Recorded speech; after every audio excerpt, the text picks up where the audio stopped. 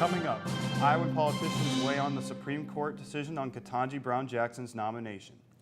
And later, I'm live in the newsroom with more about police warnings, residents about recent assaults. Big-time freshman earns big-time honor. I'll tell you more in sports. Rain showers have taken over Iowa City these past 2 days, but I'll show you what's blooming in weather.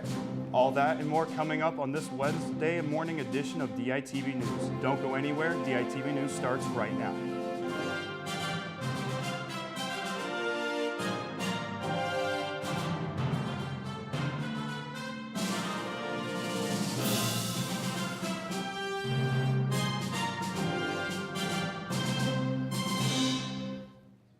Good morning and thank you for tuning in. I'm Sam Hine. The Senate is expected to vote on Judge Ketanji Brown Jackson's Supreme Court confirmation later this week. DITV politics reporter Lauren Johnson is in Washington, D.C. and asked Iowa senators about how they plan on voting.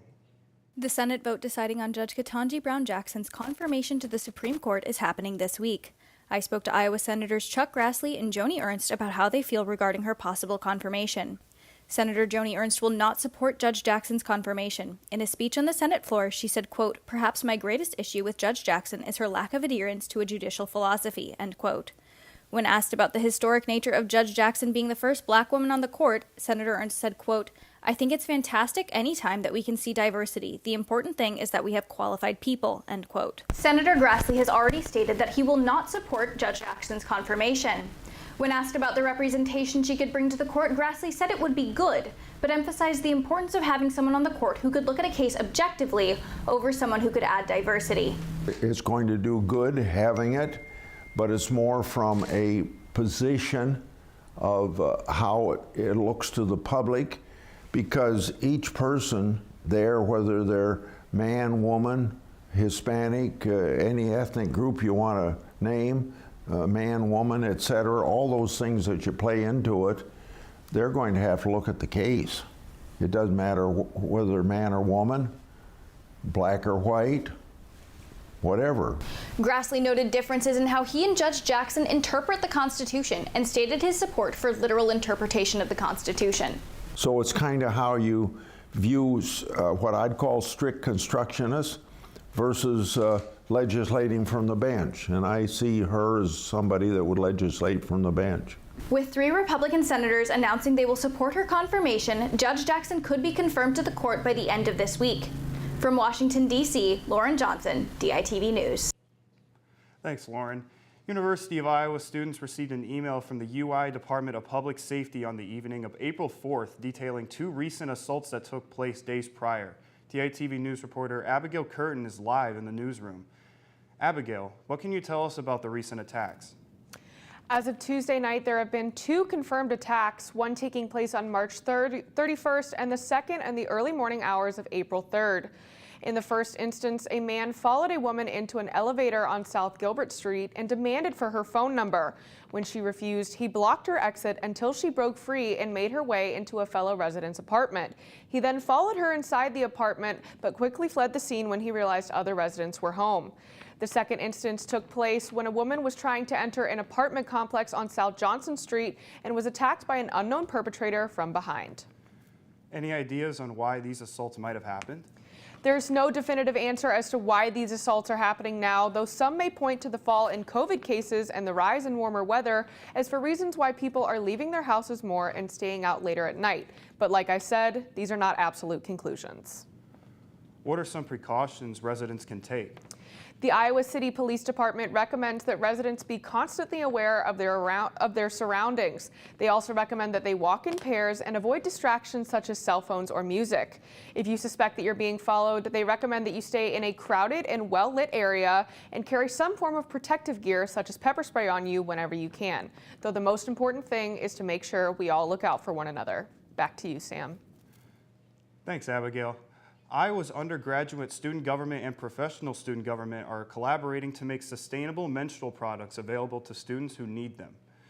Period underwear and other sustainable products will be available at the East Side Food Pantry located on the 2nd floor of the IMU. These efforts result from the work of USG Director of Health and Safety Shalini Barari, GPSG Physical Safety Director Michaela Dolman, who wanted to address period poverty, which is a lack of access to period products, education, and waste management on Iowa's campus. Ferrari explained the importance of supplying sustainable options, saying, quote, "In order to reduce the burden on the environment when we can, I believe that we should be thinking about the things that we use day to day and how we can change our practices to be more sustainable," end quote. Iowa City's Pride's former president and treasurer is under investigation for allegedly stealing $30,000. Anthony Savanthafane took over treasurer duties when the previous treasurer at the time stepped down in March of 2021. He was given access to debit cards and the organization's bank account. Members of the organization were informed of a bounce payment to a fake vendor in the fall of last year. Upon review of the organization's accounting records, members uncovered $30,000 of unauthorized transactions from May through November of 2021. The former president admitted to the police that he spent around $8,000. Iowa City Pride made a statement on Facebook in response to the situation, saying, quote, "The Iowa City Pride Board takes this matter very seriously. The member has been removed from their position. The amount of money is in question is not yet fully known," end quote. Police are still investigating. La Hair, a new salon and barbershop, is now open in the Old Capitol Mall. On March 1st, Sean Kong, the owner of La Tea and La Wine, opened La Hair. Her goal with this location is to provide a space primarily for international students with affordable hair services.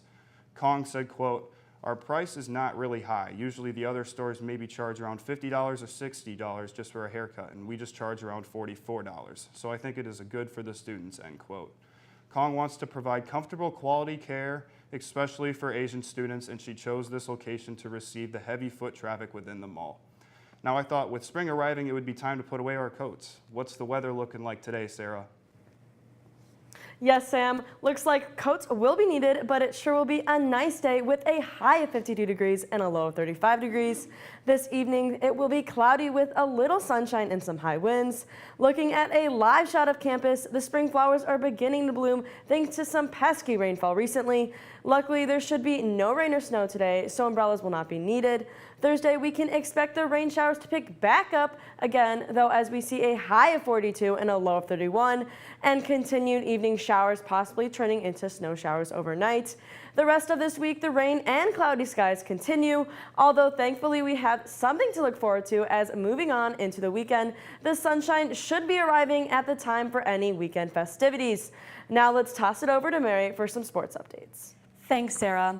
Iowa baseball's outfielder Keaton Anthony snagged Big Ten Freshman of the Week. This is Anthony's third freshman Big Ten honor of the season. His performance in the Hawkeyes' road wins against Michigan last weekend earned him the honor. Anthony currently leads the team in doubles, RBIs, walks, and is tied for the first in hits. He started all 24 games and has tallied 5 total conference honors this season. Anthony and the rest of the Iowa Hawkeye baseball team will be visitors of a long-awaited home opener for the Bradley University Braves today at 6 p.m. in Peoria, Illinois. The Hawks have been hot lately after a couple of show-out games against Central Michigan and Michigan this past week. The Braves have an 8-14 record, but are currently batting .300 as a team and an average 7 runs per game.